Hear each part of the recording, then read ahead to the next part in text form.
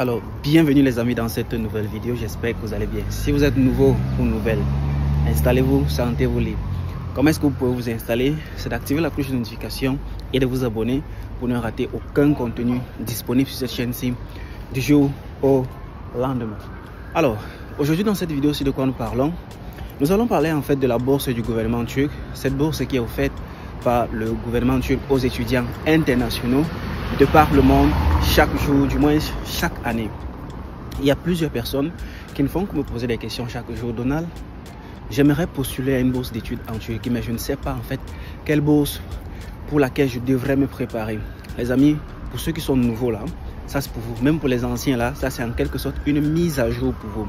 Alors, si vous voulez comprendre toutes les informations que je partagerai avec vous dans cette vidéo-ci, je vous recommande de rester jusqu'à la fin pour ne rater aucun contenu.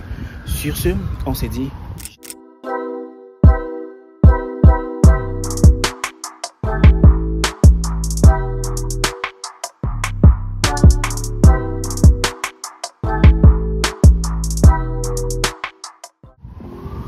Bienvenue une fois de plus, je suis Donald Christian. Abonnez-vous si ce n'est pas encore fait, partagez la vidéo parce que c'est très intéressant de regarder une vidéo qui est plus ou moins importante comme celle-ci et aussi de la partager.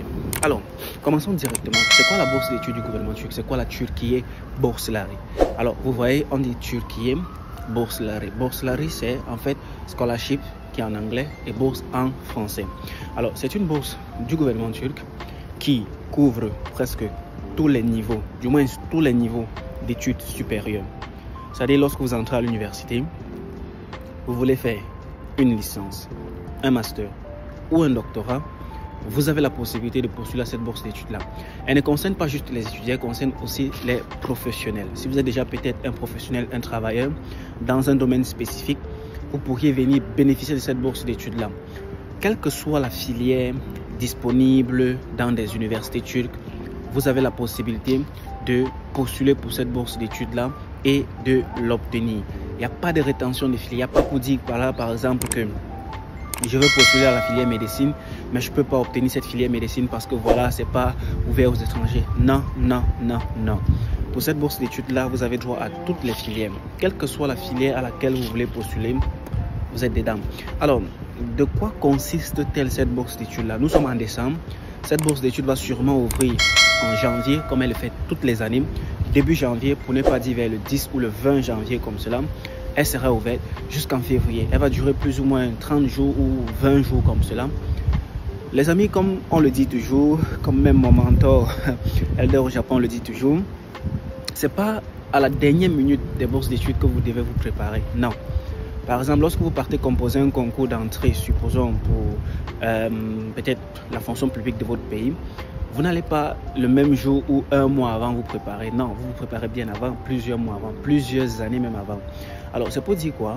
Ceux-là qui n'ont pas encore eu de préparation pour cette bourse d'études-là, je vous conseille de rapidement commencer. C'est vrai, il est déjà tard, mais vous avez encore un mois pour regrouper déjà vos documents, pour déjà contacter vos différents professeurs, pour leur faire signe que vous postulez à cette bourse d'études-là, pour déjà contacter les différentes personnes que vous connaissez, pour leur faire signe que vous postulez à cette bourse d'études-là. Parce que vous n'allez pas attendre l'ouverture de la bourse d'études pour commencer directement à aller postuler, c'est impossible. Ça, c'est de 1. De 2, comment est-ce que vous pouvez faire pour vous préparer?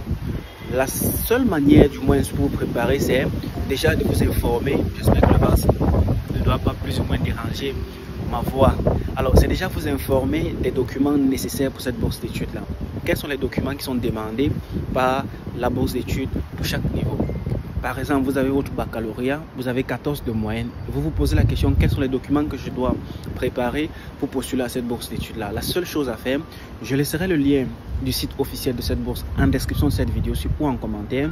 Cliquez dessus, allez-y, cherchez la partie bachelor, regardez toute la liste des documents qui sont demandés. De manière générale, je vous le dis déjà, pour les documents niveau licence, ou même niveau master ou niveau doctorat, de manière générale, vous pouvez postuler sans passeport. Donc, si vous n'avez pas encore fait votre passeport, ce n'est pas très grave, mais vous pouvez postuler sans passeport. Mais soyez-en sûr, lorsque vous obtiendrez la bourse d'études ou lorsque vous irez pour l'interview, vous devez avoir votre passeport en ce moment-là. Alors, vous devez d'abord avoir un document d'identité, ça peut être votre carte nationale d'identité, ça peut être votre passeport. Je ne sais pas si l'acte de naissance peut passer, mais je pense que le document d'identité en fait doit avoir un numéro de référence. Voilà. Par exemple, votre carte nationale d'identité a un numéro de référence, votre passeport a un numéro de référence. La deuxième chose que vous devez préparer, c'est votre diplôme. Bien sûr, vous postulez en disant par exemple que j'ai déjà un baccalauréat, j'ai déjà une licence, je postule pour un niveau master, j'ai déjà un master, je postule pour un PhD. Qu'est-ce qui prouve que vous avez ce niveau-là? C'est le diplôme. Le diplôme que vous avez obtenu de votre gouvernement, de votre centre de formation, peut-être de votre école supérieure, vous apportez ce diplôme. Avec ce diplôme, vous avez la possibilité de justifier, du moins, que vous pouvez postuler et que vous avez le niveau requis pour postuler à cette bourse d'études-là. Vous pouvez aussi justifier que vous méritez cette bourse d'études-là parce que c'est avec le diplôme en fait qu'on regarde vos différentes moyennes obtenues. La deuxième chose qui est regardée lorsque vous postulez à cette bourse d'études-là, ce sont les relevés de notes. Les relevés de notes des différentes années. Par exemple, si vous postulez niveau baccalauréat, on va regarder vos relevés de notes de seconde, première et terminale, les 3 dernières années. On regarde ces relevés de notes là pour voir votre évolution. Si vous êtes un étudiant dont l'évolution a plus ou moins été crescendo, voilà, vous méritez du moins plus ou moins cette bourse. C'est-à-dire la 3e année en arrière, vous avez peut-être eu 12 à la fin d'année. La 2e année en arrière, vous avez peut-être eu, disons, 14. Et la première année en arrière, vous avez peut-être eu 16 de moyenne. Et on voit que vous êtes un élève qui évolue au fur et à mesure que le temps passe. Alors, c'est ça la stratégie, les amis. C'est ça la stratégie que vous pourriez démontrer, du moins, que vous êtes un élève qui peut faire mieux lorsqu'on lui donne l'occasion. Pareil pour ceux-là qui postulent pour un niveau master avec un diplôme licence. Vous apportez vos relevés de notes. Ils vont voir dans ces relevés de notes-là votre évolution des 3 dernières années. Si par exemple, encore de manière plus spécifique, vous leur dites, moi j'ai une licence, supposons, en génie civil. Je suis ingénieur de travaux, j'ai une licence en génie civil et je veux postuler peut-être pour architecture, disons architecture. Alors je suppose que ceux-là qui font la formation en génie civil suivent des filières peut-être qui sont plus ou moins liées à l'architecture. Alors, ils vont prendre génie civil ou architecture n'est pas plus ou moins, je pense, n'est pas directement à 100% connecté à génie civil, mais c'est au moins un grand pourcentage connecté à génie civil parce que c'est tous dans des domaines de construction. Alors, ils vont regarder sûrement des filières que vous avez faites qui sont plus ou moins liées à l'architecture et ils vont voir votre évolution dans ces filières-là. C'est en fonction de ça en fait qu'ils pourront déterminer si vous méritez faire un master en architecture ou si vous méritez faire plutôt un master en génie civil. Aussi, bon, il y a plusieurs autres détails que vous devez prendre en compte lorsque vous serez en train de postuler pour la filière. Voilà, essayez de faire le choix des filières qui sont plus ou moins liées en fait à votre domaine de formation d'origine. N'allez pas peut-être obtenir une licence en génie civil ou partez postuler pour un master en informatique disant que vous voulez changer. Vous n'avez aucune notion en informatique. C'est plus ou moins différent. Donc, commencez déjà à faire la liste de vos filières en fonction des formations que vous avez obtenues. Ensuite, les documents qui sont très intéressants aussi lorsque vous postulez à cette bourse d'études là sont les lettres de recommandation. Surtout pour ceux-là qui postulent pour un niveau master ou doctorat. Commencez déjà à préparer vos lettres de recommandation. C'est-à-dire, n'allez pas dire à vos professeurs d'écrire cela, mais commencez déjà à les informer que voilà, professeur, en tel mois, en telle année, je vais postuler à telle bourse d'études et j'aimerais que vous me souteniez en ce moment-là. Lui, il est déjà au courant. Vous lui donnez déjà des informations concernant cette bourse d'études-là.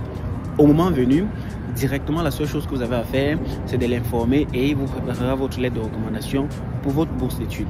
Je pense que c'est là en quelque sorte les documents que vous devez préparer pour cette bourse d'études-là. La deuxième chose que vous devez faire, les amis, c'est de vous informer sur le processus de candidature. Vous devez regarder les années antécédentes. En quel moment ça a ouvert, en quel moment ça a fermé. Quel était le processus de candidature? Est-ce que directement quand ça ouvre, je viens soumettre mon dossier immédiatement et je conclue avec ma candidature? Ou alors je soumets mon dossier pas à pas? Ou alors, vous devez vous poser différentes questions là. Dans ce questionnement-là, il y a l'aspect université que vous devez prendre en considération. Ne courez pas tous, je le dis toujours, ne courez pas tous pour aller choisir les universités au niveau d'Istanbul. Non, non, c'est pas ça le plus important, les amis. Le plus important, c'est que vous soyez dans une bonne université et que vous suivez votre formation rêvée. Alors, sur les 200 universités disponibles en Turquie, faites déjà votre choix. Localisez déjà toutes les universités qui sont disponibles ici au niveau de la Turquie. Voyez déjà les filières qu'ils offrent là-bas. les intitulés de matières qu'ils offrent là-bas. Par exemple, si vous prenez une filière, je prends encore architecture. En architecture, quelles sont les filières disponibles là? Du moins, quelles sont les matières disponibles en architecture? Qu'est-ce que vous allez faire pendant toute votre formation en architecture? Vous voyez cela, comparez cela avec d'autres universités. Aussi très important, regardez les conditions d'admission de chaque université pour chaque filière de manière spécifique. Parce que la bourse est en fait par le gouvernement en fonction des conditions d'admissibilité de chaque université. C'est pour ça que voilà, vous choisissez peut-être 10 universités, après on vous donne peut-être la 10e université. Parce que chaque université choisit son candidat en quelque sorte. En fonction de ces critères, vous êtes logé dans cette université-là. Parce que l'université ne va pas demander peut-être une moyenne de 17 de moyenne pour maintenir son standard de classement peut-être international. Vous allez venir avec 14 de moyenne parce que le gouvernement turc veut 14 de moyenne, on va mettre dans cette université-là. Non. C'est en fonction des critères de chaque université. Donc, regardez ce critère avant de faire le choix de votre université en ce qui concerne cette bourse-là. Alors, regardez aussi comment créer votre compte. J'ai déjà fait plusieurs vidéos disponibles sur cette chaîne-ci. Cette année-ci, si plaît à Dieu, en 2024, je vais encore renouveler les vidéos sur cette chaîne-ci concernant la création du compte, la soumission des différents documents nécessaires pour cette bourse d'études-là. Apprenez-y, regardez, vérifiez comment créer un compte, comment activer votre compte et comment scanner bien vos documents parce que c'est aussi important. Je me rappelle dans les années antécédentes lorsque j'assistais des gens de manière gratuite, voilà. Même lorsqu'on assistait des gens au niveau du groupe Elder au Japon, voilà. Il y avait des gens, quand on disait soumettez votre photo dans le système, ils prennent des photos selfie, ils mettent dans le système. C'est impossible. Vous n'allez pas prendre une photo selfie, mettre dans le système, on va vous prendre comme un blagueur, les amis. Donc assurez-vous en fait que la photo que vous mettez dans le système puisse être une photo plus ou moins claire. N'allez pas prendre une photo en selfie pour mettre dans le système. Non, allez dans un centre photographique professionnel. Faites-vous une photo bien dimensionnée, bien propre, soumettez dans le système. Au moins, ça montre un candidat qui est plus ou moins intéressé par cette bourse d'études-là et sérieux par cette bourse d'études-là. Ensuite, vous avez la possibilité aussi de vérifier votre email. Voilà, l'email que vous allez utiliser, assurez-vous en fait que cet email soit valide et disponible à tout moment parce que c'est par là que vous allez pouvoir communiquer. Ensuite, joignez les groupes WhatsApp, Telegram, je sais pas, Facebook qui parlent de cette bourse d'études-là. Il y en a plusieurs groupes qui sont créés, disponibles sur Facebook. Essayez de voir si vous pouvez joindre ces groupes-là pour pouvoir apprendre des différentes stratégies parce que au courant de votre candidature, vous allez sûrement faire face à des différentes difficultés ou à des problèmes de candidature. Alors, joignez ces groupes-là pour pouvoir mieux vous informer concernant cette bourse d'études-là. Les amis, je pense que j'ai trop parlé dans cette vidéo aussi. C'était juste déjà pour tirer la sonnette d'alarme, pour vous dire préparez-vous. La bourse du gouvernement turc, la Turquie Bourselari, arrive très bientôt et il faut que vous soyez prêts si vous pensez postuler à cette bourse d'études-là pour cette année académique. Enfin, pour ceux-là qui voudront bien se joindre au groupe de coaching qui sera bientôt lancé, vous allez juste simplement contacter l'équipe Elder au Japon. Je mettrai les informations de disponibilité, du moins de pouvoir contacter le groupe Elder au Japon pour vous inscrire au coaching. Et le coaching, c'est tout un suivi, des réunions Zoom, des réponses aux questions, des conseils sur le choix des universités, sur les documents, sur la rédaction des projets de thèse, bref, sur tout ce qui concerne votre candidature. On vous assiste jusqu'au processus final de soumission de candidature et après, si vous voulez, bien sûr, on vous prend au niveau de l'interview parce que voilà, il n'y a pas toujours l'occasion de pouvoir présenter ces gens qui ont déjà obtenu cette bourse d'études là par l'assistance de l'équipe Elder au Japon. Ils sont nombreux, je ne peux pas tous les faire passer sur la chaîne, voilà. Ils peuvent témoigner s'ils regardent cette vidéo aussi. Donc je vous encourage en ce moment là d'appeler notre assistance. Bien sûr, c'est pas gratuit. Assurez-vous, si vous venez pour le coaching, c'est pas gratuit. C'est juste une très petite somme aléatoire qu'on va mettre là pour le peu de temps qu'on va vous accorder pour cette bourse d'études là. J'espère que vous avez gagné plus d'informations. Si vous avez déjà des questions, n'hésitez pas surtout. Si vous avez déjà des questions concernant cette bourse d'études là, n'hésitez pas surtout de les écrire en commentaire et je me ferai un plaisir comme toujours de vous les répondre. Je suis Donald Christian. On se dit à la prochaine vidéo. Portez-vous excellemment très bien. Ciao.